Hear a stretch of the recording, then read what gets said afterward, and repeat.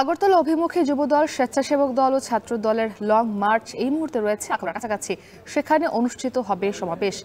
এই বিষয়ে সবশেষ খবর জানাতে আমাদের সঙ্গে সরাসরি যুক্ত হয়েছেন সিফাত শাহরিয়ার। সিফাত, আপনি তো সারাদিনই লং মার্চের সাথে আছেন, তো এই লং মার্চতেই পথে নেতাকর্মী এবং স্থানীয় যারা জনগণ রয়েছেন তাদের মাঝে আসলে কেমন সাড়া ফেলেছে?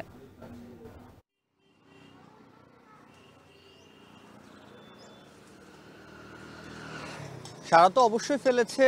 এই পুরো পথ জুড়ে আমরা যখন ঢাকা থেকে রওনা করে হানি ফ্লাইওভার হয়ে নারায়ণগঞ্জে এবং এর আগে চিটাগং রোড অর্থাৎ যাত্রাবাড়ি এলাকার দুই পাশে আমরা যেটি দেখেছি, নেতাকর্মী, তৃণমূল নেতাকর্মী যারা রয়েছে, যুবদল, স্বেচ্ছাসেবক দল, ছাত্রদল সহ বিএনপির অঙ্গ সংগঠনের যে নেতাকর্মীরা রয়েছে তারা প্ল্যাকার্ড নিয়ে রাস্তা দুই ধারে দাঁড়িয়েছে এবং তারা স্লোগান দিচ্ছে। এবং আজকের যে লং মার্চের যে উদ্দেশ্য, সেই লং মার্চের উদ্দেশ্য সফল করার জন্য অর্থাৎ বিদেশি আগ্রাসন রুখে দিতে ঐক্যবদ্ধতার যে বার্তা দিতে চায় বিএনপি এবং এর অঙ্গ সংগঠনের নেতাকর্মীরা, সে বার্তা দিতে তারা প্ল্যাকার্ড নিয়ে দাঁড়িয়েছিল। এবং পুরো পথ জুড়ে আমরা সাধারণ মানুষ দেখেছি, বিএনপির নেতাকর্মী দেখেছি যারা অভিবাদন জানিয়েছে।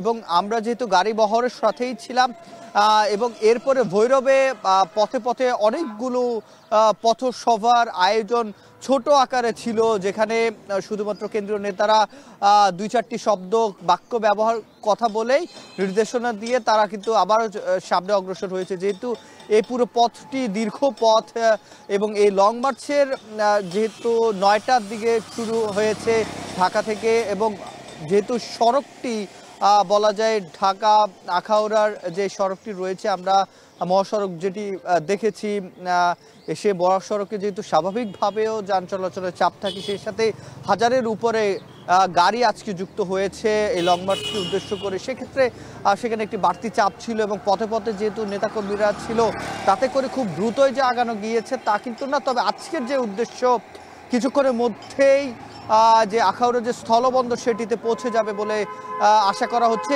আমরা একেবারে অগ্রভাগ থেকে অনেকটাই এগিয়ে এসেছি এবং দু একটি গাড়ি দেখা যাচ্ছে এখনো লং মার্চের যেই ঢাকা থেকে যারা রওনা করেছে তারা বিচ্ছিন্নভাবে কয়েকটি সড়ক হয়ে যাচ্ছে, বাইপাস হয়ে যাচ্ছে, যেহেতু প্রধান সড়কে প্রচণ্ড যানজটের কারণে।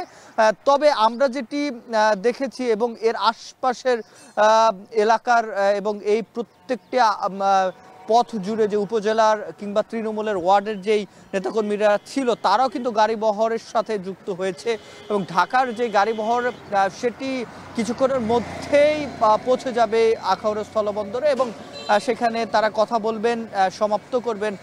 এবং আজকে ঢাকা আগরতলা যে লং মার্চের বিএনপির 3টি অঙ্গ সংগঠন, ছাত্রদল, স্বেচ্ছাসেবক দল এবং যুব দলের যে উদ্দেশ্য করা, তারা একটি স্মারকলিপিও দিয়েছিল ভারতীয় হাইকমিশনে। এবং বাংলাদেশে ভারতে নিযুক্ত অবস্থিত বাংলাদেশ হাইকমিশন যে উপ সহকারী হাইকমিশনে যে হামলা এবং জাতীয় পতাকা অবমাননা সহ এই কয়েকদিনে গণঅভ্যুত্থানের পরবর্তী সময়ে যে মিডিয়ার অপপ্রচার চালিয়েছিল, তারই প্রতিবাদে আজকের এই লং মার্চ এবং এই লং মার্চ সফল করার জন্য সর্বোচ্চ চেষ্টা করছে বিএনপির নেতাকর্মীরা। তো এই ছিল আমার কাছে ব্রাহ্মণবাড়িয়া এলাকা থেকে বিএনপির লং মার্চের সবশেষ।